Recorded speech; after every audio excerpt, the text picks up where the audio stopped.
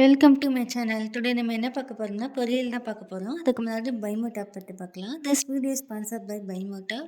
இந்த Bymod app வந்து பார்த்தீங்கன்னா, one of the online shopping app தான். இது வந்து ஆண்ட்ராய்ட் ஃபோனில் கூகுள் ப்ளே ஸ்டோரில் டவுன்லோட் பண்ணி இன்ஸ்டால் பண்ணி பாருங்கள். ஆப்பிள் ஃபோனில் ஆப் ஸ்டோரில் டவுன்லோட் பண்ணி இன்ஸ்டால் பண்ணி பாருங்கள். உங்களுக்கு ரொம்ப யூஸ்ஃபுல்லாக இருக்கும். ப்ரைஸ் அதே மாதிரி லோவாக இருக்கும். இதோட லிங்க் வந்து டிஸ்கிரிப்ஷனில் கொடுத்துருக்கேன். விசிட் பண்ணி பாருங்கள். வாங்க வீடியோக்குள்ளே போகலாம். இப்போ வந்து உருளைக்கிழங்கு பொரியல் தான் பார்க்க போகிறோம். அதுக்கு ஃப்ரை பண்ணுற மசாலா வந்து என்ன பார்த்திங்கன்னா, ஒரு 5-6 வரமிளகா, பூண்டு 10, மிளகு இது வந்து மிக்சியில் போட்டு அரைச்சிக்கோங்க. இப்போ வந்து பார்த்திங்கன்னா பொடி பொடியாக நறுக்கினேன் இப்போ உருளைக்கிழங்க எண்ணெயில் நல்லா வேக வச்சுருங்க. பாருங்கள், நல்லா மொறுன்னு வர வரைக்கும் நல்லா வதக்கிக்கோங்க. இந்த மாதிரி நல்லா வதக்கி எடுத்து வச்சுக்கோங்க. இப்போ ஒரு கடாயில் எடுத்துக்கோங்க. தேவையான அளவு எண்ணெய் ஊற்றிக்கோங்க. ஒரு 3 to 4 ஸ்பூன் அந்த மாதிரி ஆட் பண்ணிக்கோங்க. எண்ணெய் நல்லா காயிட்டும். தேவையான அளவு உங்களுக்கு எவ்வளோ எண்ணெய் வேணுமோ அந்த மாதிரி ஆட் பண்ணிக்கோங்க. நெக்ஸ்ட்டு கடுகு ஆட் பண்ணிக்கலாம். 1 டீஸ்பூன் கடுகு, உளுந்து, கடலைப்பருப்பு 1 டீஸ்பூன் ஆட் பண்ணி வச்சு நல்லா பொரிஞ்சதுக்கப்புறம் வரமிளகா 2லேருந்து 3, கருவேப்பிலை ஒரு கொத்து ஆட் பண்ணிக்கலாம். ஆட் பண்ணி வச்சு இப்போ நம்ம வதக்கி எடுத்து வச்ச இப்போ உருளைக்கிழங்கு ஆட் பண்ணிக்கலாம்.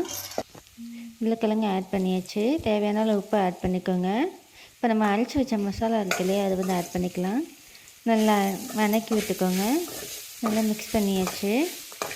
அவ்வளோதாங்க உருளைக்கிழங்கு பொரியல். நெக்ஸ்ட் நம்ம பீட்ரூட் பொரியல் பார்க்கலாம். பீட்ரூட் பொரியல் வந்து பார்த்திங்கன்னா தேவையான அளவு எண்ணெய் ஆட் பண்ணிக்கோங்க. 3 டேபிள் ஸ்பூன் எண்ணெய் 3 டேபிள் ஸ்பூன் எண்ணெய் ஆட் பண்ணிக்கோங்க. நல்லா காயிட்டோம்.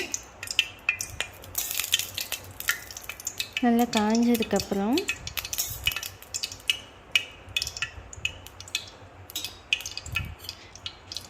காயிட்டுங்க. காய்ஞ்சதுக்கப்புறம் 1 டீஸ்பூன் கடுகு ஆட் பண்ணிக்கோங்க. ஆட் பண்ணியாச்சு.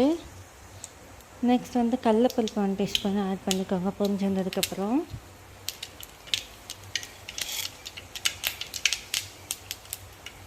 நல்லா பொரிஞ்சிடுச்சு. இப்போ கடலைப்பருப்பு ஆட் பண்ணிக்கோங்க. நெக்ஸ்ட் நம்ம நறுக்கி வச்ச பெரிய வெங்காயம் ஆட் பண்ணிக்கலாம்.